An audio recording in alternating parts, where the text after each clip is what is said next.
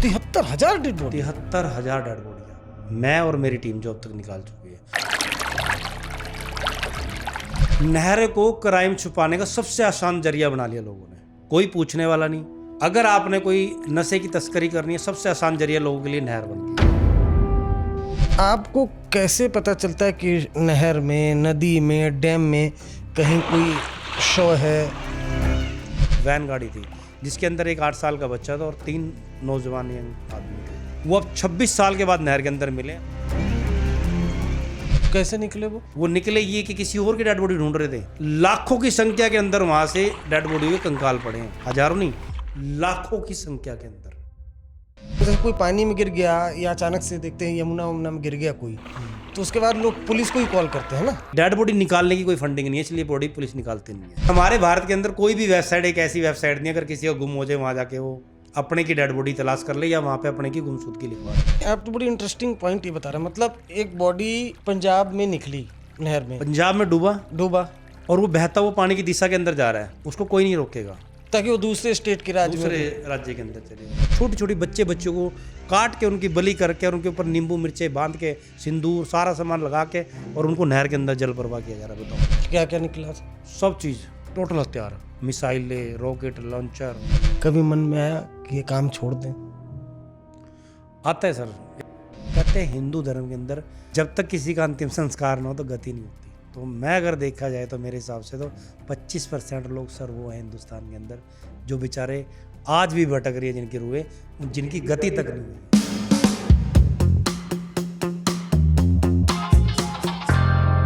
नमस्कार, आज तक रेडियो के स्पेशल पॉडकास्ट में आपका स्वागत है। आप देख और सुन रहे हैं अपना पसंदीदा शो क्राइम ब्रांच। इस शो में हम लोगों से मिलते हैं, बातें करते हैं, कहानियां सुनते हैं उनसे जिनका कभी न कभी किसी न किसी तरह से क्राइम से लेना देना रहा है। गोताखोर दोस्तों, आज हमारे साथ एक ऐसे शख्स हैं जो खामोश और गहरे पानी के नीचे उतरते हैं और इंसानी ज़िंदगी की, इंसानी लाश को उस गहरे पानी से निकालकर बाहर लाते हैं। बीते कुछ दशकों से ये दिल्ली, हरियाणा और पंजाब के नहरों, नदियों से इंसानी लाश को निकालते हैं, जिंदा इंसान को बचाने का काम करते हैं। इनका नाम है आशु मलिक। आज इनका हम बहुत स्वागत करते हैं। आशु मलिक जी, आपका बहुत स्वागत है। सबसे पहले तो कि आप बहुत शानदार काम कर रहे हैं, तो इसके लिए आपको बहुत बहुत बधाई। Thank you sir. आप इस काम में उतरे कैसे? इस काम में तो कोई किसी की दिलचस्पी बहुत कम होती है, एक तो खतरा भी है, पैसा भी नहीं है। कैसे सर? इंसान 2 तरीके से अपनी फील्ड के अंदर आता है। पहली फील्ड होती है कि जब कोई किसी काम को करना चाहता है तो वो पैसा कमाने के लिए उस काम को करता है, अपना घर परिवार चलाने के लिए उस काम को करता है। और एक इंसान शौक के तौर पे, एक शौकिया तौर के ऊपर किसी काम के ऊपर उतरता है पर वो उसकी ज़िंदगी का हिस्सा बन जाता है। ये बात है 1993 की, 93 की। पहली बार जब मैं नहर के ऊपर अपने फादर के साथ गया, वैसे जा तो काफ़ी टाइम से रहा था, लेकिन वो दौर जब 93 का आया था, 1993 की बात है, उस वक्त मेरे फादर के साथ में जा रहा था तो एक लेडीज़ नहर के अंदर, पानीपत हरियाणा के अंदर नहर के अंदर गिर गई। तो लोग तमाशबीन बन के उसको देख रहे हैं, कोई बचाने की कोशिश नहीं कर रहा। कोई कह रहा है रस्सी लेके आओ, कोई कुछ कह रहा है, कोई कुछ कह रहा है, कोई कह रहा है अगर किसी को तैरना छलांग लगाओ। महज 12 साल की उस वक्त मेरी उम्र थी और 12 साल की उम्र के अंदर जब किसी ने उसको नहीं, और मेरे पापा मेरे आगे आगे चल रहे और मैं उनके पीछे पीछे था। मैं अपने पापा को इग्नोर करके उनसे पीछे हट गया और पीछे हट के मैंने देखा, मैंने भीड़ क्यों लग रही है और ये लोग क्यों भाग रहे हैं। मैं उस दिशा के अंदर जब बढ़ा तो मैंने देखा तो एक लेडीज डूबती हुई जा रही थी। अब थोड़ी सी दूरी पे, यानी कि 20 से 25 कदम और रह गए थे और एक फाटक था, जो झाल कहते हैं इसको, फाटक जो पानी का बंद करने वाला होता है, गाटर, वो आ गया था। अगर वो उस तक पहुंच जाती तो उसकी ज़िंदगी का एंड था। उसके बाद मैं वहाँ नहर पे उसको देखा तो मेरे से रहा नहीं गया, मैंने एकदम छलांग लगा दी, जबकि उस वक्त मुझे सही तरीके से तैरना भी नहीं आता था। मैंने छलांग लगा दी। जैसे मैंने छलांग लगाई, उसकी जो कमीज है वो मेरे हाथ में आ गई, मैंने घुमा के खींचना शुरू कर दिया। ऊपर से बेचारे के जो लोग थे उनमें से एक आदमी ने मेरे को बेल्ट पकड़ाई और मेरे हाथ में बेल्ट आ गई। बेल्ट आने के बाद जैसे ही मैंने उसको पकड़ा, उस बंदे ने मेरे को उस जगह से ऊपर खींचना शुरू किया और लेडीज जो थी वो मेरे से तकरीबन आप लगा लेना 5 गुना भारी थी। और मेरा जो महज वजन जो होगा 30 से 32 केजी होगा उस वक्त। तो बहुत कैसे कमज़ोर था। तो कैसे फिर खींचा मतलब? तो बस ऊपर वाला ईश्वर अल्लाह वाहेगुरु। उसके बाद जब मैंने उसको बाहर निकाला ना, तो एक बहुत बड़ा शोर चल रहा था और लोग बहुत चिल्ला रहे थे, इसने बहुत अच्छा काम किया। पर उस वक्त मुझे कुछ नहीं सुनाया था। मेरे कान के अंदर एक बीप बज रही थी, जिसके अंदर सिर्फ मेरे दिमाग में चल रहा था कि ये नहीं था कि वो लेडीज़ कैसे बची, मेरे दिमाग के अंदर ये चल रहा था कि मैं कैसे बच गया। क्योंकि ना मौत तो बिल्कुल 10 कदम की दूरी पर रह गई थी। तो उस वक्त मेरे दिमाग में ये चल रहा था कि मैं कैसे बच गया। तो उस वक्त जब मैंने उसको पहली बार निकालने के बाद उस वक्त हमारे घर का जो मानसिक किराया था वो महीने का 10 रुपये था, सिर्फ 10 रुपये, एक महीने का किराया मेरे घर के अंदर 10 रुपये था। तो उस वक्त एक पुलिस अफसर हुआ करते थे, सीनियर पुलिस अफसर, उन्होंने मेरे को बुलवा के 50 रुपये का इनाम दिया। अच्छा। जब मैंने डेड उसको निकाला तो मेरे को उस वक्त उन्होंने 50 रुपये का इनाम दिया। और उस वक्त के एक बहुत पुराने एक पत्रकार थे नील वर्मा जी, उस वक्त उन्होंने मेरी फ़ोटो खींची और फ़ोटो खींच के अखबार के अंदर लगा दी और उसके अंदर लिखा कि एक महिला की गोताखोर ने बचाई जान। तो उस वक्त मुझे ये नहीं पता था कि गोताखोर कहते किसको हैं। अच्छा। ना मुझे गोताखोर के बारे में नॉलेज थी। तब अगला दिन का जो सूरज था वो कुछ अलग सूरज था मेरी ज़िंदगी का। एक नॉर्मल सूरज जो रोज़ इंसानों की ज़िंदगी में निकलता है, पर वो सूरज मेरे लिए कुछ खास और कुछ स्पेशल था। जो वो अखबार हमारे शहर के अंदर फ्लैश हुआ पानीपत के अंदर, उसके बाद जब उसके ऊपर लिखा था गोताखोर ने बचाई एक महिला की जान, तो मेरे को ये लगा था कि गोताखोर किसी चोर को कहते हैं। क्यों? मतलब मेरा माइंड ये था कि गोताखोर जो है, मेरे को ये नहीं था कि कोई गोताखोर उसको कहते हैं जो किसी की जान बचाता है। मेरे को जब किसी ने बताया गोताखोर है, मैंने कहा यार भाई गलत खबर छप गई। और मैं कहा पापा के पास जाएगी अब मार लगेगी। अब मगा मार पक्की है। और हमारे घर के सामने एक होटल था, वो बेचारा रोटी बनाता था, उसने उसकी दुकान के पास अखबार था, उसने मेरे जब पापा को बुलाया, मैंने देख लिया, मैंने कहा इसने पापा को बुला लिया, अब मतलब तेरा पिटना पक्का है।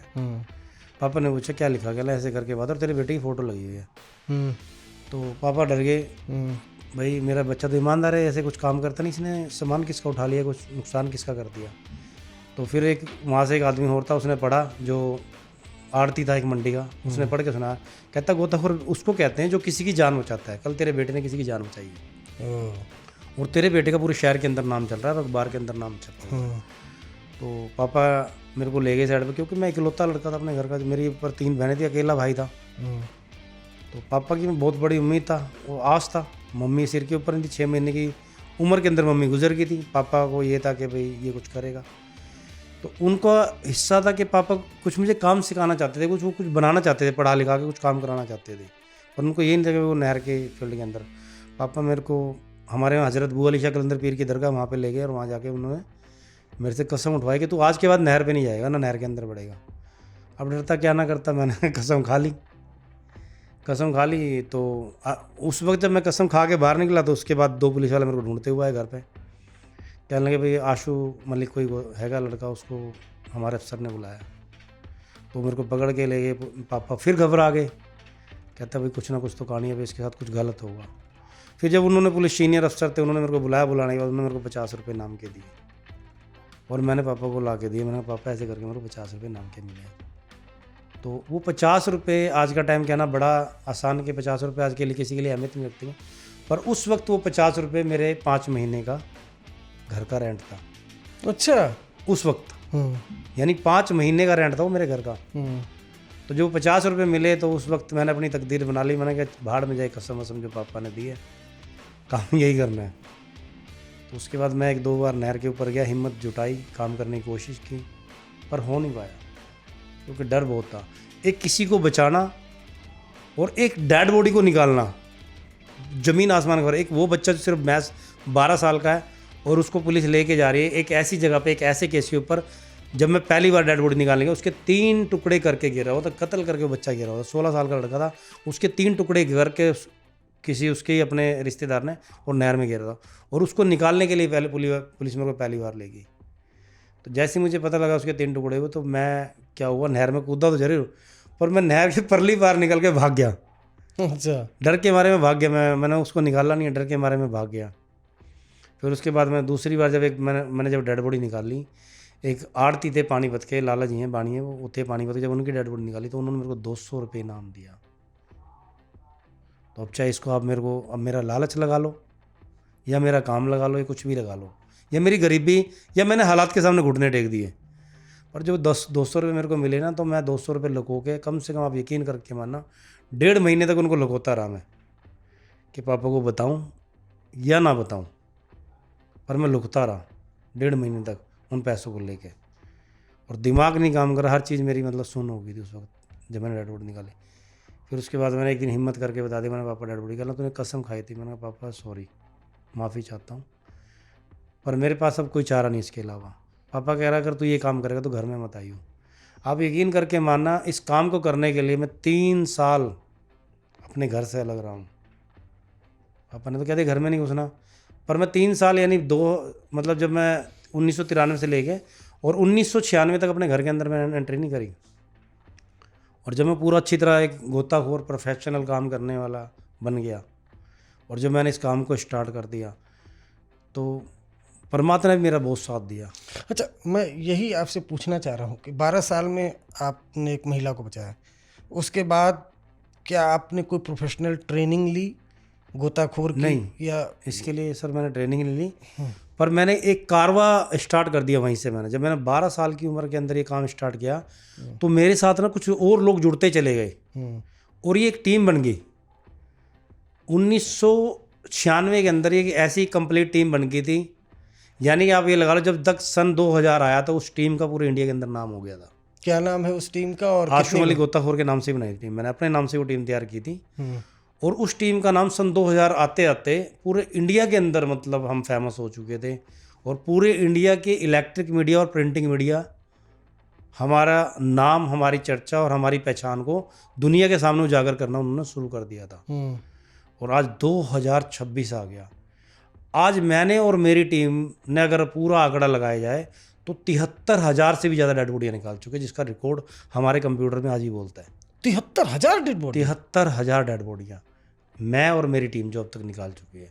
अगर मैं अकेले का भी आंकड़ा लगाऊं तो मेरा अकेले का 10,000 लोगों का रिकॉर्ड पार कर चुका है। और ये हवा ही नहीं, इसका रिकॉर्ड है हमारे पास। क्या हम हर चीज़ को, इसको जब हम इस काम को करते हैं, उसकी जो अखबार की कटिंग आती है या कोई न्यूज़ लगती है या कुछ हम डेड बॉडी निकालते हैं, उसको नोट करके अंदर हम उसको कंप्यूटर के अंदर फीड कर देते हैं। और वो लगातार मैं कंप्यूटर के अंदर जब से फीड करता आ रहा हूँ, वो सारा डाटा मैंने साम के रखा हुआ है। तो 10,000 डेड बॉडी आपने निकाली आराम से मेरी अकेले की हैं जो पार कर चुके हैं। अब 2025 की बात है, 2025 की अगस्त की बात है। 2025 अगस्त के अंदर में 10,000 डेड बॉडी मेरी क्रॉस कर चुकी थी, और 2025 अगस्त के बाद की अब जो है आगे चल रही हैं। अच्छा, आपको कैसे पता चलता है कि नहर में, नदी में, डैम में कहीं कोई शव है? मतलब खबर मिलने से लेकर जो पूरा प्रोसेस होता है उसके बारे में हमको सर हमारा क्या है, हमारा यूट्यूब, फेसबुक, इंस्टाग्राम के ऊपर एक अकाउंट है आशुम अली गोताखोर के नाम से। और आज शुक्र है उस मालिक का कि आज हमारा पूरे इंडिया के अंदर नहीं, पूरी दुनिया के अंदर नाम है। तो जब किसी का परिवार का कोई गिरता है तो एक नाम सबके दिमाग के अंदर घूमता है, भाई आशुम अली को बुलाया जाए। तो हमने क्या है कि सोशल मीडिया के ऊपर अपने अलग अलग तरीके से अकाउंट बना रखे हैं। इसी तरह हमारा व्हाट्सएप के ऊपर भी अकाउंट है। तो जब किसी का गुम होता है तो वो लोग हमें पिक्चर भेजते हैं कि भाई ये हमारे पास गुम हो गया, ये किसी को कत्ल करके डाल दिया, कोई नहर के अंदर हादसे का शिकार होकर डूब गया, या किसी ने कर लिया। तो वो पिक्चर हमें डाल देते हैं, उसकी तारीख और दिन और पता और कौन सी जगह और कौन सा राज्य, कौन सा शहर है। तो उसके बाद हम ये एक नेटवर्क जो हमारा है, हम उस पिक्चर को अपने एक नेटवर्क के अंदर फ्लैश करते हैं, पूरे नेटवर्क के अंदर। फिर अगर उसकी डेड बॉडी ऑलरेडी अगर हमारे पास आ चुकी है तो हम उनको बताते हैं डेड बॉडी हमारे पास आ चुकी है, और ये इस तरीके के कपड़े पहने और ये इसके ऊपर सामान मिला है, चाहे वो गोल्ड का है, चाहे वो सिल्वर का है, वो चाहे तांबा, पीतल, लोहा कुछ भी है, या उसकी जेब से कोई मोबाइल, पर्स या कोई अदर कोई निशानी, कोई टैटू वगैरह, कोई धागा, कोई तबीज या कुछ और चीज़ वो उसने जो बना रखी है, या कोई चोट का निशान, तो वो सारी निशानी हम उसको नोट करके बता देते हैं ये चीज़ें हमारे पास है और ये डेड बॉडी हमारे पास है, आप आके इसको ले जाओ। तो हम उसको डेड बॉडियाँ दे देते हैं। और अधिकतर हम लोग क्या है कि हमारा जो एक नेटवर्क है जो ये हर चीज़ के ऊपर नज़र रखता है। अब जैसे मीडिया का काम है कि भाई जहाँ से भी कोई अगर कोई बात हुई तो उसके बाद मीडिया वहाँ पहुँच जाता है। उनके पास क्या एक सूत्र होते हैं, एक धार होते हैं कि वो उनको बताते हैं यहाँ पे ये चीज़ होगी। उसी तरीके से हमारा भी एक नेटवर्क है। नहरों के ऊपर जब डेड बॉडी निकल के जाती है, अब पंजाब से सपोज एक आदमी डूबा है, अब उसको दिखा दिखा के पहले हरियाणा लाया जाएगा, फिर हरियाणा से दिखा के या तो दिल्ली लाया जाएगा या फिर उस साइड राजस्थान तक पहुँचा दिया जाएगा।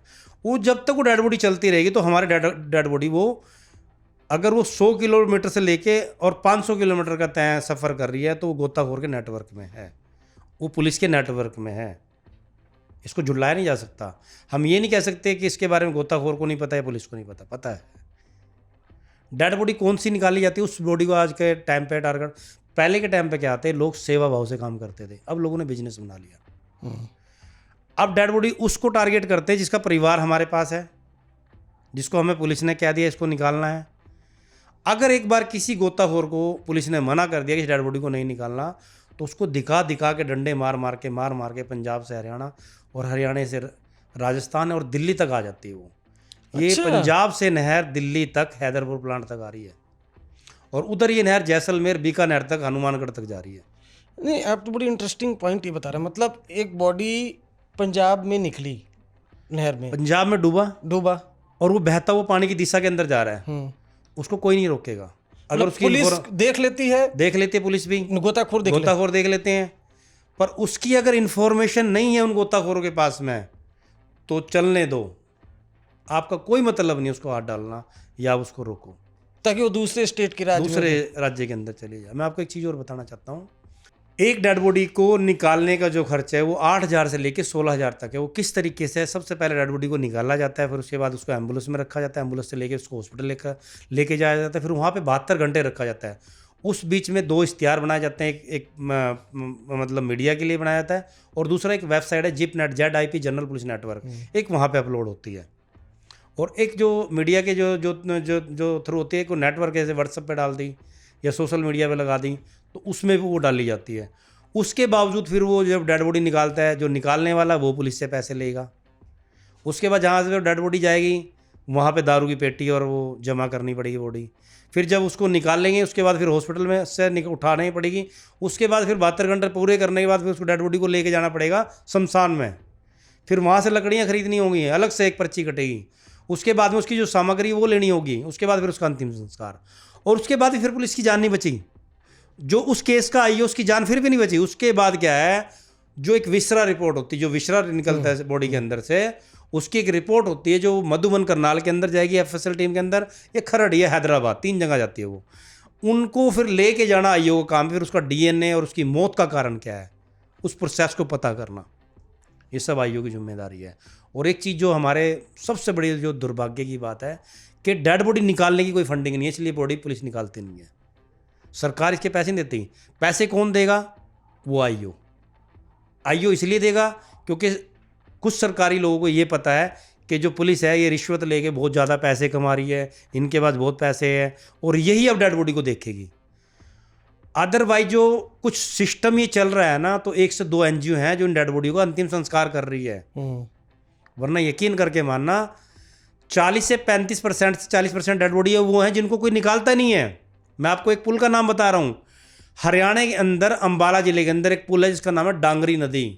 लाखों की संख्या के अंदर वहाँ से डेड बॉडी के कंकाल पड़े हैं, हजारों नहीं लाखों की संख्या के अंदर, और कोई दिन ऐसा नहीं जाता कि उस पुल के ऊपर डेड बॉडी ना आए।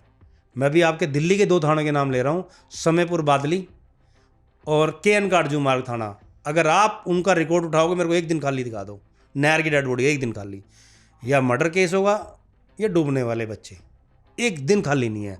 और ये एक थाना नहीं है, 40 से 45 थाने वो हैं जो नहरों के अंदर प्रतिदिन के हिसाब से डेड बॉडी उठा रहे हैं।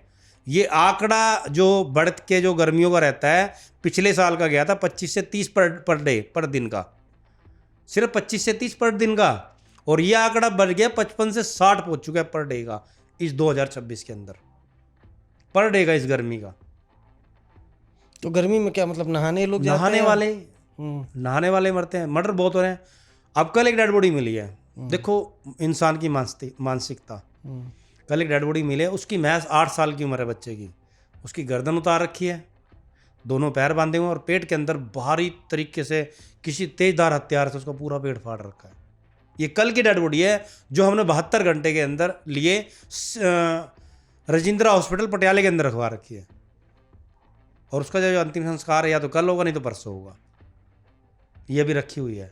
और जिस वक्त मैं अब बात कर रहा हूँ, अभी हाल ही के अंदर जब मैं नीचे बैठा हुआ था, अब तक 3 डेड बॉडी नहरों के अंदर चल रही हैं, जो मैंने आपके क्राउड के जो आपके स्टाफ का एक है उनको बता भी दिया। जो 3 डेड बॉडी अभी अपनी दिशा के अंदर चल रही हैं, जो पंजाब से बह के अब हरियाणा की तरफ जा रही हैं, लेकिन रोक कोई नहीं रहा। रोक कोई नहीं रहा, चल रही हैं अभी वो। उसके अंदर से एक फीमेल है और 2 मेल हैं, और वो भी चल रही हैं। और अभी हम बात कर रहे हैं, बॉडी बहती चली जा रही है, वो जा रही है। ये हमारे देश का है। देखो आज का दौर सर वो है, नहर को क्राइम छुपाने का सबसे आसान जरिया बना लिया लोगों ने। सबसे आसान जरिया मानते हैं। मर्डर करो, डंप करो बॉडी नहर के अंदर, कोई पूछने वाला नहीं। अगर आपने कोई नशे की तस्करी करनी है, सबसे आसान जरिया लोगों के लिए नहर बन गई है। लोग नहरों से निकलते हैं, कोई नाके नहीं है, कोई पूछने वाला नहीं है, कोई पुलिस नहीं खड़ी, कुछ नहीं है। अगर आपने माफ टोक रहा हूँ, नहर से कैसे निकलने मतलब? आराम से रास्ते हैं साइड से, बिल्कुल सड़कें बन चुकी हैं, कोई नाका नहीं है। आप चलो, मैं आपको दिल्ली से पंजाब लेके जाता हूँ और आप एक हथियार ले लो यहाँ से, गारंटी दे रहा हूँ। अगर आपको पंजाब तक कोई एक पुलिस वाला या एक नाका मिल जाए, आपको रोक के पूछ ले क्या लेके जा रहे हो। नहर के रास्ते नहर के रास्ते कोई पूछने वाला नहीं है।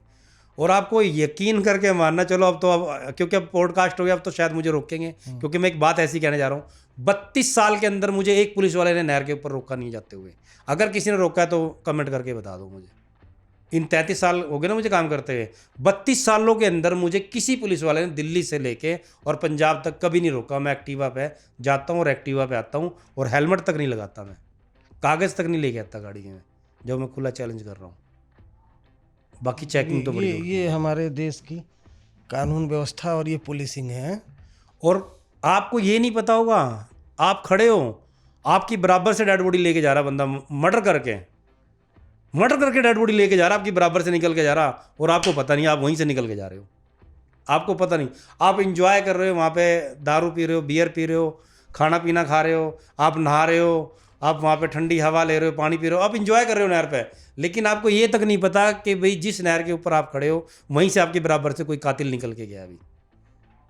ये आज का सिस्टम हमारे इंडिया का है। अच्छा, मैं एक सवाल कर रहा हूँ आपसे ऑन कैमरा, मुझे एक नंबर बताओ, जो अगर किसी का शख्स कोई नहर के अंदर गिर जाता है, वो कॉल करके किसी से मदद मांग ले, किसी गोताखोर की, जो सरकार की तरफ से हो, प्राइवेट नहीं, सरकारी एक नंबर बताओ। ये नंबर है कि अगर आपका कोई नहर के अंदर गिर जाता है, हरियाणा, पंजाब, दिल्ली, राजस्थान, सिर्फ 4 राज्य के नाम ले रहा हूँ, और मैं तो पूरे इंडिया का चैलेंज कर रहा हूँ, मुझे एक नंबर बताओ। कोई नंबर है ऐसा जिस पे इंसान कहते हैं कि मुझे हेल्प चाहिए, भाई मेरा कोई नहर का। एक एम्बुलेंस ऐसी बताओ सरकारी जो डेड बॉडियाँ उठाती हो, एक राज्य में कोई है? कोई नहीं होगी। मुझे एक राज्य ऐसा बताओ या एक शहर ऐसा बताओ जहाँ के ऊपर कोई पर्टिकुलर कोई जाल लगाया गया हो, जहाँ पे स्पेशल सिर्फ डेड बॉडी निकालते हो, या कोई स्पेशल एक फोर्स बताओ जो सिर्फ नहरों से डेड बॉडियाँ निकालती हो। अच्छा, या कोई मंत्रालय बताओ जो सिर्फ नहरों के लिए बनाओ, इन डेड बॉडी को रिकॉर्ड रखता हो, सिर्फ इन डेड बॉडी को रिकॉर्ड रखता हो, कितनी डेड बॉडी है प्रतिदिन के हिसाब से नहर के अंदर बह के जा रही हैं। अच्छा, नहीं होता क्या, मतलब जैसे कोई पानी में गिर गया या अचानक से देखते हैं यमुना वमुना में गिर गया कोई, तो उसके बाद लोग पुलिस को ही कॉल करते हैं ना? हाँ, और पुलिस क्या करती है? पुलिस उन लोगों को बुलाती है जो प्राइवेट गोताखोर है, जो उनके साथ टाई अप है। और एनडीआरएफ को भी बुलाती है? नहीं, मैं एनडीआरएफ और एसडीआरएफ की 2 टीमें हैं, एनडीआरएफ और एसडीआरएफ। इन दोनों के बारे में एक चीज़ मैं बता देना चाहता हूँ। ये उनको मिलती है जिनकी कोई पहुँच हो, जिनके पास पावर और जिनके पास पैसा हो। मुझे ये बताओ, कोई रिक्शा वाला, कोई मजदूर आदमी कभी डूबा और वहाँ पे एनडीआरएफ लगी हो? दिखाओ कहाँ पे है कोई वीडियो? कौन से जगह पे मजदूर के लिए वीडियो, मतलब कौन सी जगह पे एनडीआरएफ पहुंचेगी मजदूर के लिए? वहाँ पे जहाँ पे वो मीडिया के अंदर आ रहा हो और वो अलर्ट केस हो और मीडिया के अंदर फ्लैश हो चुका हो, जहाँ पे एक मजदूर या 2 मजदूर एक कोई ऐसे हो और जिन्होंने उसको पूरा मीडिया के अंदर हाई अलर्ट कर दिया हो, वहाँ एनडीआरएफ एसडीआरएफ पहुँचती है। एनडीआरएफ एसडीआरएफ वहाँ पहुँचती है जहाँ पे, जैसे कोरबी का पुल गिरा था नहर का, तो जो कोरबी का गुजरात में पुल गिरा, मोरबी सॉरी, तो वहाँ पे एनडीआरएफ सारी टीमें पहुँच गई। क्यों? क्योंकि वो बड़ा हादसा था, बड़ी काम थी, मीडिया का फोकस था। और आपको एक चीज़ और बता दूं मैं, मीडिया हमेशा वहाँ पे फोकस करता है और ये समाज वहाँ पे फोकस करता है, जैसे कोई बस गिर गई, ट्रक गिर गया, कोई बड़ा हादसा हो गया, पर किसी को ये नहीं पता है कि नहरों के अंदर प्रतिदिन के हिसाब से हजारों की संख्या में लोग मर रहे हैं। और ये आंकड़ा करोड़ों तक पहुंच चुका है नहरों का जो डेड बॉडी का सिलसिला है। और जिसके अंदर जो रिकॉर्ड है ना, मैं एक चीज़ बता रहा हूँ आपको, चैलेंज कह रहा हूँ, जिप नेट के ऊपर जाओ, ZIP जनरल पुलिस नेटवर्क एक वेबसाइट है, वहाँ पे कॉलम है UIDB अनआइडेंटिफिकेशन डेड बॉडी। वहाँ पे जाके तारीख और दिन और सी सारी चीज़ें भर के देख लो, कितनी डेड बॉडियाँ अपनी पहचान और अपनी उसके लिए तरस रही हैं कि भाई मेरे को कोई पहचान ले, मेरे घर परिवार तक मुझे पहुँचा दे, मेरा जो अंतिम संस्कार है किसी अच्छे हाथों में और सही जगह पे हो जाए। आज भी नहीं कोई उनको वो कर रहा, आज भी वो वहाँ पे भरा पड़ा है। और ऐसे बहुत सी जगह है। एक SP दफ्तर के अंदर एक ब्रांच होती है, CRO ब्रांच, उस ब्रांच के अंदर कभी जाकर उसका रिकॉर्ड उठा के देखना। पैरों के नीचे से मीडिया के क्या, हर किसी की पूरे दुनिया की ज़मीन निकल जाएगी, इतने लोग प्रतिदिन के हिसाब से मर रहे हैं और इतनी डेड बॉडियाँ हैं। और ज़्यादातर तो अधिकतर वो लोग हैं जो बेचारे गरीब आदमी क्या करता है कि जब उसके कोई नहर के अंदर गिर गया तो उसके पास तो अंतिम संस्कार के भी कई बार पैसे होते हैं, वो डेड बॉडी को देख के हाथ जोड़ के निकल जाता है, यार छोड़ो यार, मर तो गया, कौन इसको निकाले, कौन इसका भोग करेगा, कौन अंतिम संस्कार करेगा, इतने पैसे कहाँ से लाऊंगा वो। और कुछ वो लोग हैं जो देश विदेशों के अंदर जाके बैठ गए और उनकी ज़मीनें, उनकी प्रॉपर्टी यहाँ पे पड़ी हुई हैं, उन्होंने क्या करा, अपने माँ को ठिकाने लगा दिया, अपने बाप को ठिकाने लगा दिया, अपने रिश्तेदार अपने भाइयों को ठिकाने लगा दिया, ताकि कम से कम हिस्सा सीधी प्रॉपर्टी मेरे नाम हो जाए। और अधिकतर नहर के ऊपर क्रिमिनल माइंड के लोग वो घूमते हैं जो डेड बॉडी को सिर्फ उस तरीके से ढूंढते हैं, बस उसका डेड सर्टिफिकेट किस तरीके से बन जाए। हमारे पास हर तरीके के लोग आते हैं, कहते हैं भाई हमें डेड बॉडी नहीं चाहिए, कोई ऐसा जुगाड़ लगा दे, 10-20 लाख 5 लाख जो लगते हैं लगा दे, डेड सर्टिफिकेट दिला दे किसी तरीके से। तो उसका क्या करेंगे? बस वो प्रॉपर्टी नाम करानी, उन्होंने करना क्या है, उसकी जो सरकारी नौकरी वो नाम करनी है, जो उसका बैंक बैलेंस है वो नाम करना है, और कुछ भी नहीं। मतलब इस तरीके की मानसिकता के लोग हमारी दुनिया के अंदर बड़े पड़े हैं। आज भी हैं इस तरह के लोग कि उनको डेड बॉडी से मतलब नहीं है, उनको मतलब उसके डेड सर्टिफिकेट से, उसके मृत्यु प्रमाण पत्र से। अच्छा, तो जो मरा व्यक्ति होगा उसकी प्रॉपर्टी जाके वो कब्जा करेंगे? बस प्रॉपर्टी मिल जाए। यही तो आज ना रिश्ते तार तार हो रहे हैं। बहन अपनी माँ को मरवा रही है, भाई अपनी बहन को मरवा रहा है, बाप अपनी बेटी को मरवा रहा है, मरवा के नहर के अंदर डाल देते हैं। पुलिस ढूंढ रही है, छानबीन कर रही है, गोताखोर के बाद डेड बॉडी निकलवाई। और एक चीज़ मैं आपको और बता देना चाहता हूँ, जितनी डेड बॉडियाँ नहरों से मिल रही हैं, इसके अंदर अधिकतर डेड बॉडियाँ वो हैं जिनकी आइडेंटिफिकेशन नहीं होती। क्यों नहीं होती? अब दिल्ली से किसी लड़की को उठाया या कोई इसको भगा के ले गया, कोई लड़का प्यार के चक्कर में, और वो पहुंच गया पंजाब के अंदर, गुजरात के अंदर, महाराष्ट्र के अंदर, बिहार के अंदर, छत्तीसगढ़ के अंदर, या और अदर किसी राज्य के अंदर, और वहाँ ले आके उसने मार के उसको किसी नहर के अंदर डंप कर दिया। गुम कहाँ से हुई लड़की? दिल्ली से। और डेड बॉडी डंप कहाँ कर दी?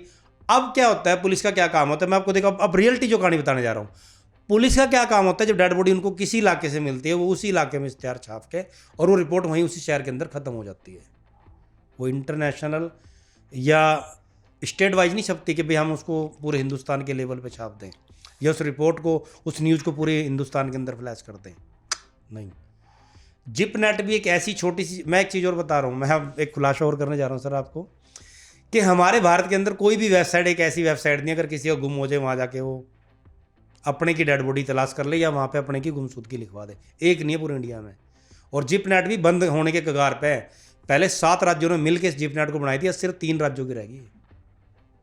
एक दिल्ली के अंदर चल रही है, उत्तराखंड के अंदर चल रही है, और एक राजस्थान के अंदर। ये 3 शायद राज्य रह गए, बाकी सभी स्टेट हरियाणा के अंदर बंद हो गई है। क्यों?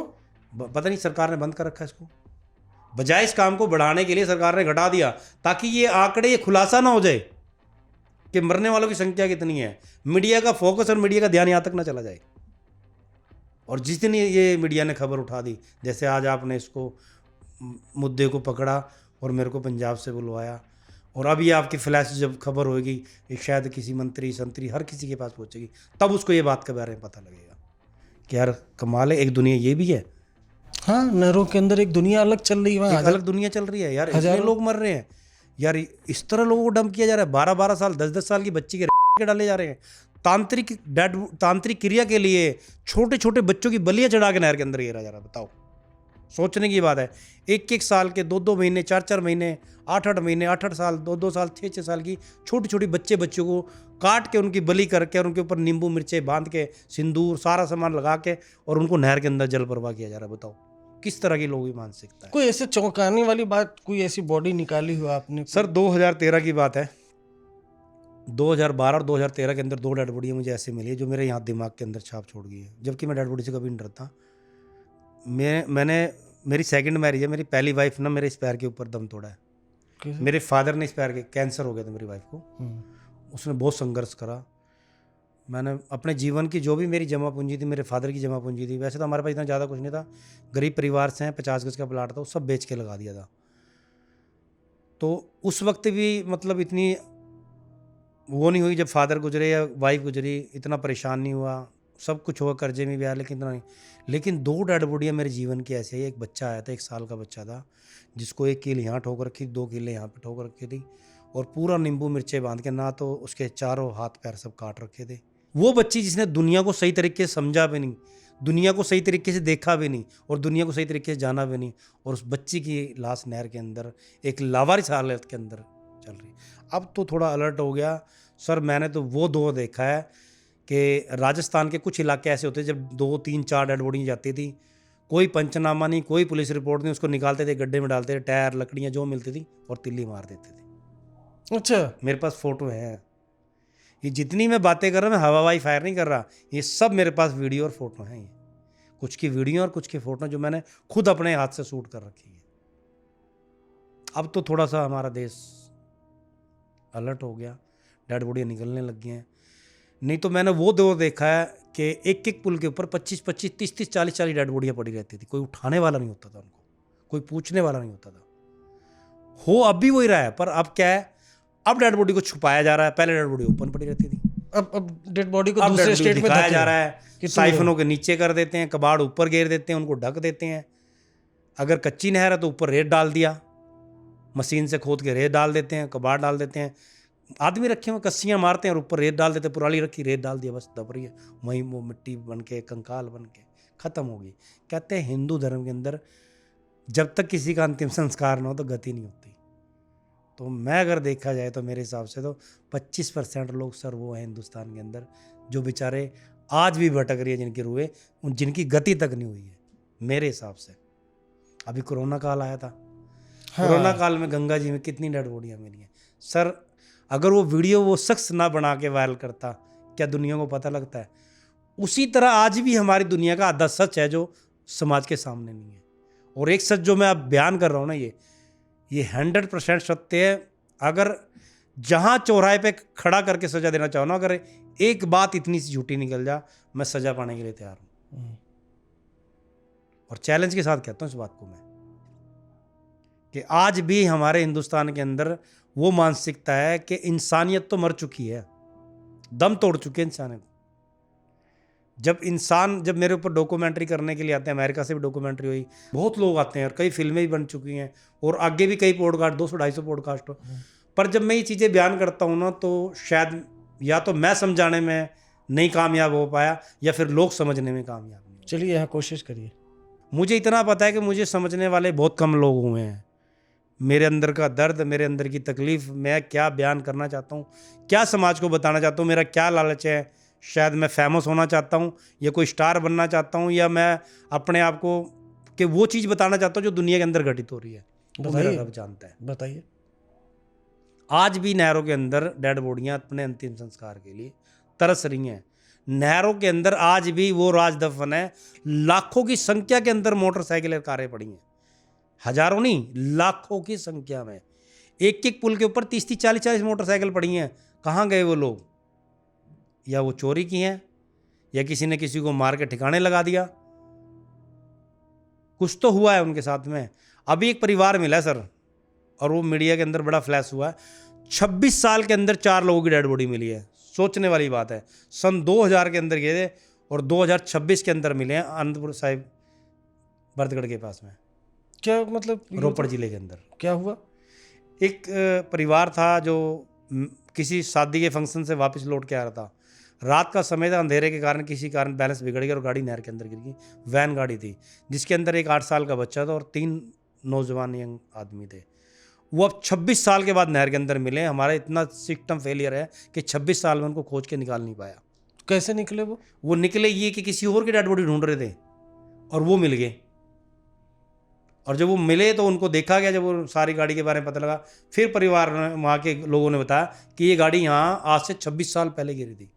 और इसी तरह मेरे साथ पटियाले के अंदर वाकया वो मैंने खुद किया है, अपने हाथों से किया है। एक शख्स जो पिछले 8 सालों से लापता हुआ था, गाड़ी के स्टीयरिंग पे कंकाल बन गया, ऐसे बैठा हुआ था, कंकाल बन गया, हड्डियाँ पिघल गई सब, और ऐसे सीट पे ऐसे था स्टीयरिंग से।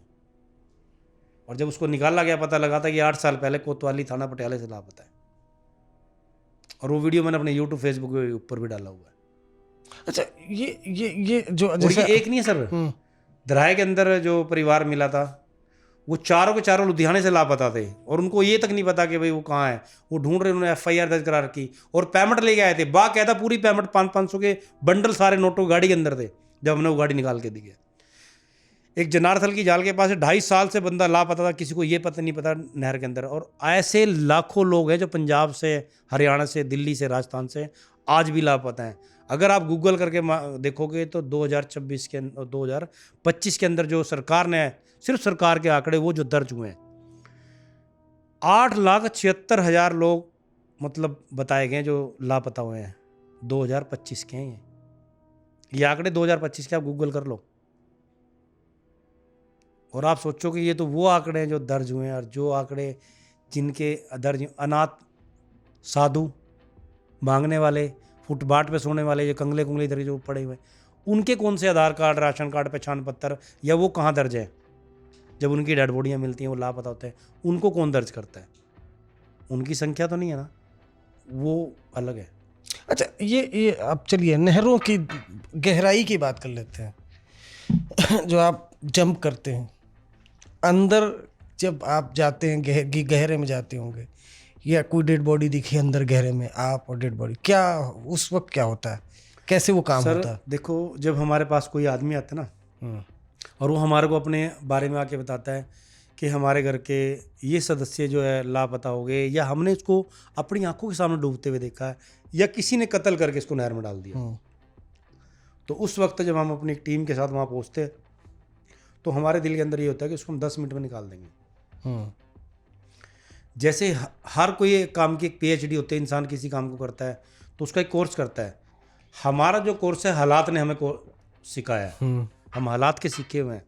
और एक चीज़ मैं आपको बताता हूँ, प्रोफेशनल फेल हो जाएगा, पर जो हालात से काम सीख के आएगा ना, कभी फेल नहीं। मालूम है, मैं भी उसी तरह हालात से सीखे हुए हैं, हम भी हालात से ही सीखे। और हम ना ये बता देते हैं कि जब इंसान डूबता है ना, तो हम ना पहले ही बता देते हैं, देखो चैलेंज करके कह रहा हूँ, और बहुत लोगों को पता है। आपको कमेंट पढ़ लेना मेरे, अब कमेंट आएंगे ना, कमेंट पढ़ लेना। आशु मलिक वो चीज़ है, पहले ही बताता है कि ये जो बंदा है ना नहर में डूबा है ना, सिर्फ मैं उनसे 4 से 5 बातें पूछता हूँ, मैं उनको पहले ही बताता हूँ नहर में नहीं डूबा, ये ऊपर जा रहा है। और मैं उनको पहले ही बता देता हूँ कि भाई ये डेड बॉडी इतनी दूर में यहाँ मिलेगी। मैं उनको पहले ही बताता हूँ डेड बॉडी इतनी पुरानी है। अधिकतर आधे हिंदुस्तान के लोग मेरे को डेड बॉडी की फ़ोटो भेजते हैं, भाई ये देख के बताना ये मर्डर है या नॉर्मल है। मैं बता देता हूँ, नॉलेज होगी। अब मैं ये बताता हूँ डेड बॉडी कितनी पुरानी है, मुझे सिर्फ फ़ोटो दिखा दो, मैं डेड बॉडी को देख के, अगर डेड बॉडी दिखा दो तो बहुत अच्छी बात है, फिर तो बिल्कुल सटीक बता दूँगा। अगर आपने मेरे को फ़ोटो भेजी तो मैं आपको फ़ोटो देख के बता दूँ डेड बॉडी इतनी पुरानी है। इतना तजर्बा हो गया इस काम का, मतलब ये लगा लो कि एक जैसे माँ बेटे का रिश्ता होता है ना, एक वो नहरों के साथ मेरा जो कनेक्टिविटी हो गई है। तो खैर फिर आप कैसे निकालते हैं? जब हम जाते हैं ना वहाँ पे, तो नीचे ना बिल्कुल साफ़ है भाखड़ा नहर। पंजाब की एक मात्र एक ऐसी नहर है भाखड़ा नहर, जो नीचे से इस तरह, जिस तरह हम अंदर बैठे हैं, तो 10 फुट 15 फुट पहले नज़र आ जाता है वो पड़ा सामने, गाड़ी हो, कोई डेड बॉडी हो, 10 12 15 फुट से नज़र आता है, इतनी साफ पानी वो नज़र आ।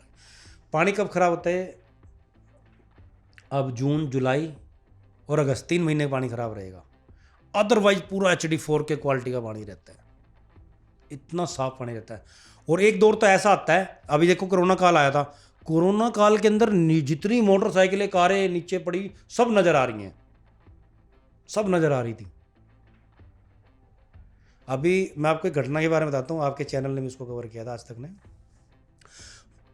2006 के अंदर जिला फतेहगढ़ साहिब पंजाब के अंदर, आपको पता है भारी मात्रा के अंदर हसला मिला था, बम बारूद, 10 ट्रक, उसकी खोज मैंने की थी। और उस वक्त ये सभी जितने भी चैनल थे, कैसे खोजी थी बताइए? हम ना किसी की डेड बॉडी खोज रहे थे, तो जब हम किसी की डेड बॉडी खोज रहे थे तो मेरे को वहाँ से एक हैंड ग्रेनेड मिला, इतना बड़ा पिन वाला, जिसको गोला कहते हो। मैंने कहा यार ये क्या चीज़ है, मैं उसको बाहर लेके उठा के आ गया पहले, और जब मैंने बाहर आकर देखा, मैंने कहा तो कुछ अलग ही चीज़ है। तो बाहर जो लोग खड़े हुए थे उनमें से एक सरकारी फ़ौज के अंदर लगा हुआ था, और रिटायर था फौज हो जाते, तो हैंड ग्रेनेड है, फेंक दे, फट गया ना तो सब यहाँ सफाई हो जाएगी पूरी। मैंने उसको फिर नहर में उल्टा फेंक दिया। फिर जब मैं उससे आगे चला तो मैं तकरीबन ये लगा लो आधा किलोमीटर के नज़दीक गया हूँगा। देखो तो वहाँ तो पूरा ही जखीरा पड़ा, लॉन्चर, AK-47, मिसाइलें, बम, हथियार इतने पड़े बेमिसाल। पूरा नीचे से लेकर नहर, जैसे वो 36 फुट गहरी है, तो 36 फुट के अंदर ये लगा लो 30 फुट तक वो फैला हुआ ऊपर तक, कोई थैलों में, कोई खुला पड़ा हुआ है, और पूरी नहर भरी पड़ी जहाँ तक नजर जाए। तो मैं एकदम घबरा गया। उसके बैक साइड पे वो डेड बॉडी पड़ी जिसकी वो डेड बॉडी मैं ढूंढ रहा था। मैंने फटाफट डेड बॉडी उठाई, वो डेड बॉडी उठा के मैंने परिवार के हवाले कर दी। मैंने किसी को कुछ नहीं बताया, और मैं पंजाब से सीधा अपने पानीपत अपने घर पे आके बैठ गया। तो डरता रहा मैं। तो एक प्रेस के अंदर एक लड़का काम करता था, प्रदीप, मेरा दोस्त था बहुत पुराना, मीडिया के अंदर ही काम करता था। मैंने उसको बताया, यार प्रदीप ऐसे करके बात है, कह लो यार तो बहुत बड़ी रिपोर्ट है। कहता है इसमें तो यार तेरी जान का खतरा है, पहले हम किसी बड़े अधिकारी से इसके बारे में बात करते हैं। उस वक्त के SP थे आलोक मित्तल, पानीपत के SP थे, वो मेरे को SP साहब के पास ले गया। SP साहब ने बोला भाई ये छोटा मोटा मसला नहीं, इसको तुम्हें दिल्ली जाना पड़ेगा इसके लिए, तुम किसी बड़े अधिकारी से मिलो। आप यकीन करके मानना, जहाँ आज मैं बैठा हूँ, मैं उस वक्त आया था या तो 2006 में, या अब आया हूँ आपके यहाँ पॉडकास्ट पे।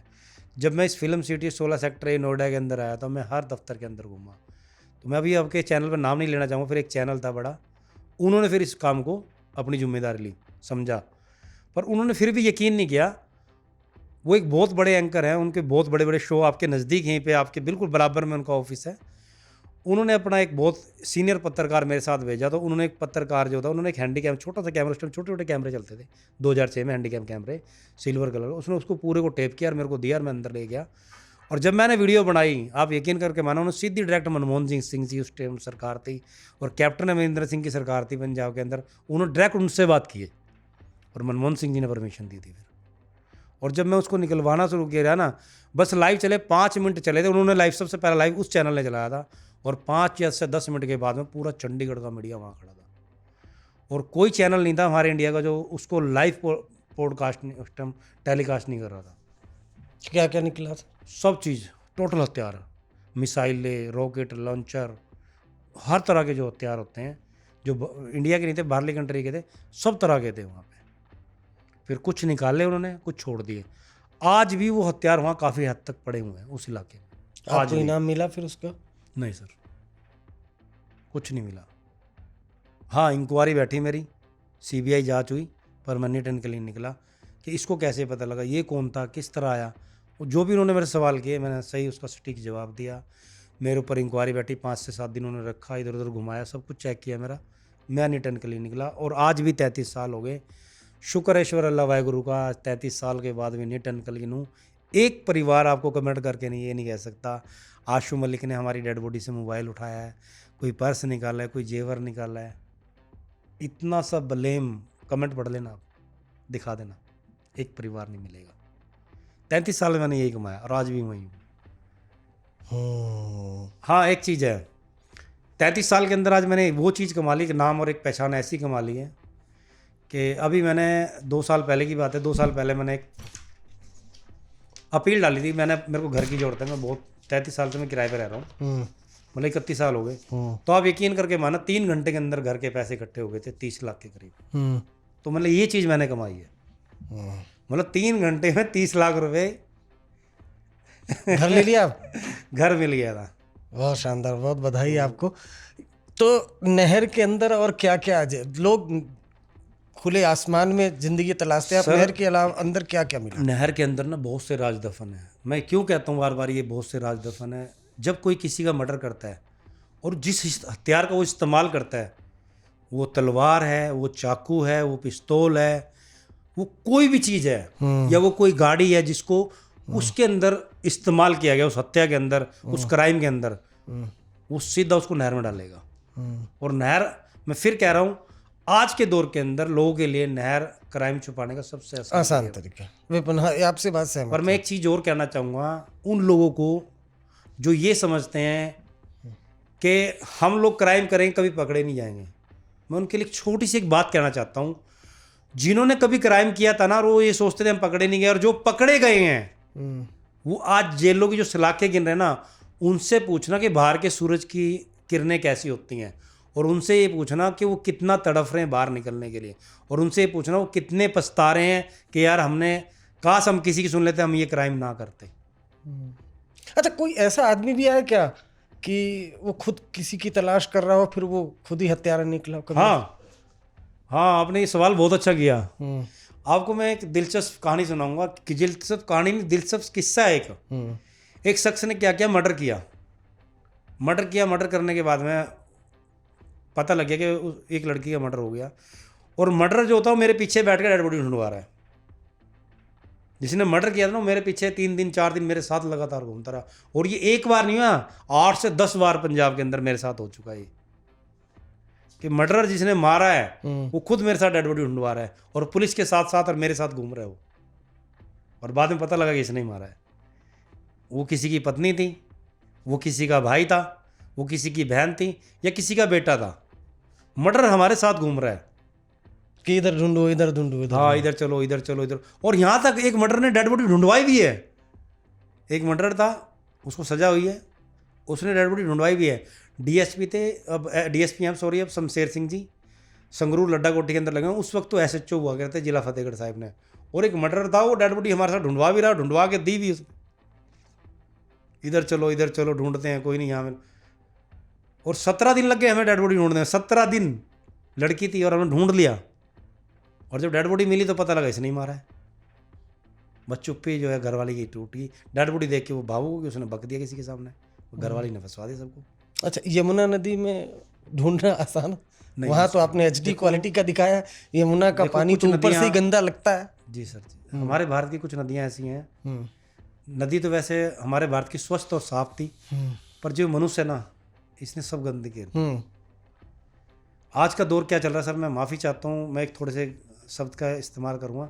अंधविश्वास हमारे देश के अंदर बहुत ज़्यादा है। हमारे अंधविश्वास ने हमारे देश को खा लिया। हमारे देश के अंदर क्या होता है, नारियल, कोयला, मरे हुए के बिस्तरे, उनकी खाटे, उनके चश्मे, उनकी सोटियाँ, और जो भी घर के अंदर सामग्री आज हम यूज़ करते हैं, वो सब के सब लिफाफे बांध के थैलों से हम नहरों के अंदर डाल रहे हैं। और नहरें हमने ब्लॉकेज कर दी, और नहरें और दरिया हमने ख़त्म कर दी हैं। और जितना हमारे घर के अंदर सामग्री के नाम पे कूड़ा करकट इकट्ठा होता है, वो सब नहरों के अंदर जा रहा है। अगर इनको छेड़ देना तो कहते हैं हमारी आस्था के साथ खेल। तो मैं इसलिए कभी इसके बारे में बोलना नहीं चाहता था। पर एक चीज़ मैं बताऊं, अगर यही चलता रहा तो आने वाले टाइम के अंदर, मैं आपको एक सागर का नाम ले रहा हूँ, गूगल कर लेना। एक सागर था जिसका नाम था अयाल सागर, और आज वो इस दुनिया के अंदर नहीं है। 300-400 किलोमीटर के अंदर लगातार पानी वाले जहाज रेत के अंदर खड़े, रेगिस्तान के अंदर, और वो लुप्त हो चुका दुनिया से। और मैं सिर्फ 4 से 5 नदियों के नाम ले रहा हूँ जो सिर्फ बरसाती नाले बन गई। सतलुज, मारकंडा, ब्यास, और सतलुज, ब्यास, मारकंडा और डांगरी नदी। और ऐसी और भी कई रिवर हैं जो हमारे भारत से निकल के जाती है, जो सिर्फ बरसाती नाले बन गए, उनके अंदर बरसात का पानी आता है। नहीं तो तुम यकीन करके मानना, इतना निर्मल और इतना स्वस्थ, मैं कह रहा इतना पवित्र पानी उनके अंदर चल रहा था कि अगर गिलास भर के इंसान पी ले तो जो जंगलों के अंदर लोग, ऋषि मुनि निकलते थे, जो जानवर निकलते थे, जो लोग आसपास के गांवों से निकलते थे, उन्होंने कभी उस पानी को फिल्टर ना तो था पहले ज़माने में, ना फिल्टर करते थे, सीधा डायरेक्ट उसके अंदर घड़ा भरते थे, गिलास भरते थे और पानी पी जाते थे। तो यमुना नदी से आसान होता है कुछ निकालना है? बहुत मुश्किल है सर। यमुना नदी के अंदर मैंने कालिंदी कुंज से 2-3 रेस्क्यू किए। अभी वो लड़का लड़की कूदे थे, वो रेस्क्यू करके गया था मैं, तो मैं ऐसे लगा जैसे लैटरिन के पानी के अंदर कूद गया, एक लैटरिन के गटर के अंदर कूद गया हूँ मैं।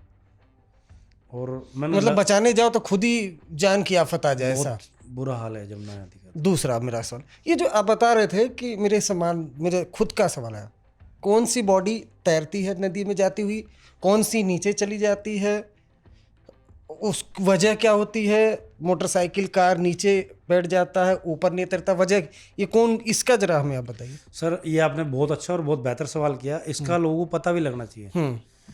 देखो 5 डेड बॉडी हैं जो कभी नीचे नहीं बैठती हैं, वो ऑन द स्पॉट हाथ के हाथ चल पड़ती हैं। पहली डेड बॉडी वो है जिसको अगर हम किसी को मर्डर करके पानी के अंदर डाल देते हैं, वो डेड बॉडी हाथ के हाथ फ्लो कर देती है। लोग सोचते हैं 3 दिन में या 72 घंटे में, 24 घंटे में ऊपर आएगी, गलत है। दूसरा, अगर किसी का ट्रीटमेंट, कोई इलाज वगैरह चल रहा हो, कोई डिप्रेशन की दवाई, किसी तरह की दवाइयाँ आजकल बहुत चल रही हैं, तो दवाइयाँ ज़्यादा कर अधिकतर लोग हैं, अगर उसकी कोई दवाई चल रही है वो नीचे नहीं बैठेगा, ऊपर ऊपर जाएगा। और तीसरा, जिसका कोई शरीर बादी यानी हेल्थी और मोटा शरीर हो गया, वो आदमी भी नीचे नहीं बैठेगा। चौथा, वो जो ज़्यादा फूड वगैरह बाहर के यूज़ करता है, बाहर का खाना यूज़ करता है, जैसे कोक वगैरह, दारू वगैरह, या इस तरह की कोई चीज़ पीता है। और पांचवा, वो जिसको पानी वाला अटैक कहते हैं, दंदल लग जाना, जुबाड़ी लग जाना। ये 5 डेड बॉडियाँ कभी भी पानी के अंदर नहीं बैठती, हाथ क्या तो ऑन द स्पॉट फ्लो कर देती हैं। और अदरवाइज जो लोग नहरों के अंदर गिरते हैं या उनको घेर दिया जाता है, तो उसके तरीके हैं, नहर कौन सी है, जगह कौन सी है, और कितना उसका पानी का टेम्परेचर है। जैसे भाखड़ा नहर का हम टेम्परेचर लगाते हैं, जो पंजाब से निकलती है, उसके अंदर 5 दिन के अंदर डेड बॉडी ऊपर आती है, 5 दिन फ्लोट करती है। और अगर हम जमुना जी का लें, तो जमुना जी के अंदर जो है 24 घंटे से लेके और 36 घंटे के बीच में डेड बॉडी ऊपर आ जाती है, जमुना जी की, दिल्ली वाली की 24 घंटे से लेकर 36 घंटे ऊपर आ जाती है। अगर हम गंगा जी के पानी की बात करें, तो गंगा जी के अंदर 5 दिन से लेकर और 12 दिन लगते हैं बॉडी को ऊपर आने में। तो जिस तरह का रिवर है, उसका जो टेम्परेचर है, उसी तरह के हिसाब से वो डेड बॉडी ऊपर फ्लो करती है। आखिरी सवाल, छोटे छोटे बच्चे, महिलाएं, इस तरह की बॉडी, कभी मन में आया कि ये काम छोड़ दें? आता है सर, एक बार मैंने बीच में काम छोड़ भी दिया था, पर लोग छोड़ने नहीं देते। मेरे घर पुलिस अफसर बड़े बड़े पहुँच के, नहीं यार छोड़ते तेरी। और मैसेज तो मेरे मोबाइल भर गए, कमेंट बॉक्स भर गए, लाखों की संख्या में आ गए थे। तो मुझे नहीं लगता कि मेरा काम छूटेगा। मेरे साथी जो हैं, पिछले 5 सालों के अंदर 17 गोताखोर शहीद हुए इन्हीं नहरों के अंदर, उनकी जान गई है। तो अच्छा। हाँ, मेरे साथी भी मरे हैं, सिलेंडर वाले भी मरे हैं, बिना सिलेंडर वाले भी। तो मुझे नहीं लगता कि आने वाले टाइम में ये नहर मेरे को छोड़ेगी। ये मेरे को अपनी तरफ खींचती है। जब मैं इसको छोड़ने की कोशिश करता हूँ, मेरे को छोड़ती नहीं। मैं छोड़ता हूँ, पर ये नहरें मेरे को नहीं छोड़ती। ये सत्य है। मैं नहर को छोड़ना चाहता हूँ, पर ये नहरें मुझे नहीं छोड़ना चाहती। नहीं, ठीक, अच्छा है। अब नहर को आप मत छोड़िए, नहर भी आपको नहीं छोड़ेगी। ये बहुत अच्छा काम कर रहे हैं। मेरी तरफ से तो आपको बहुत थैंक यू बहुत सर। बधाई। पर मैं जाते जाते एक बात ज़रूर करना Please, चाहूँगा कि थोड़ा ख्याल रखो अपने बच्चों का, जो स्कूलों के ऊपर पढ़ने जा रहे हैं। ख्याल रखो अपनी उन बेटियों का, उन बच्चियों का, जो बिना बताए आपको कहीं ऐसी जगह पर निकल जाती हैं। और ख्याल रखो उन लोगों का जो सुबह काम के ऊपर निकलते हैं, तो उनसे पूछ लिया करो वो काम पे पहुँचे नहीं पहुँचे, या अपनी मंजिल तक पहुँचे नहीं पहुँचे। कुछ लोग ना शॉर्टकट का रास्ता नहर को निकाल देते हैं, और वो गाड़ी समेत या किसी तरीके से वो नहरों पर गिर जाते हैं। कुछ लोग जो हैं, छोटे छोटे बच्चे, उनको नहरों पर लोग नहाने ले जाते हैं और वो वहाँ डूब जाते हैं, फिर वो घर आके नहीं बचाते, और वो बेचारे, उनकी जो डेड बॉडी हैं वो लावारिस के अंदर जलती हैं। तो मैं उनके लिए अपील करूँगा कि थोड़ा अपनी और अपनी फैमिली के अंदर भी थोड़ा, अगर आप कोई बिजनेस और अपना कारोबार कर रहे हैं, थोड़ा समय अपनी फैमिली को भी दो। मेरी हाथ जोड़ के विनती है उन सरकारों से, चाहे वो किसी भी राज्य की हैं, चाहे हमारे देश की सरकार है, कोई एक ऐसी वेबसाइट लॉन्च कर दें जिसके ऊपर अगर किसी का गुमशुदा हो जाए तो वो उसके ऊपर फ़ोटो डाल दें, या अदर कोई डेड बॉडियाँ मिलती हैं उनको निकाल के उसके ऊपर अपलोड कर दी जाएँ। और कोई एक ऐसा फंड राज्य सरकार द्वारा या सेंट्रल गवर्नमेंट द्वारा जारी कर दिया जाए इन डेड बॉडियों के अंतिम संस्कार के लिए। बिल्कुल बिल्कुल, ये बहुत इम्पोर्टेंट बात आसू मलिक ने कही, और इस पर आप गौर करिएगा। और इस पॉडकास्ट में हमने एक नई चीज़ जानी, वो ये कि नहरों के अंदर अभी भी कई ऐसी इंसानी लाशें हैं जो अपने अंतिम संस्कार का इंतज़ार कर रही हैं। ये पॉडकास्ट आपको कैसा लगा? अपना फीडबैक और कमेंट ज़रूर करिएगा। शुक्रिया।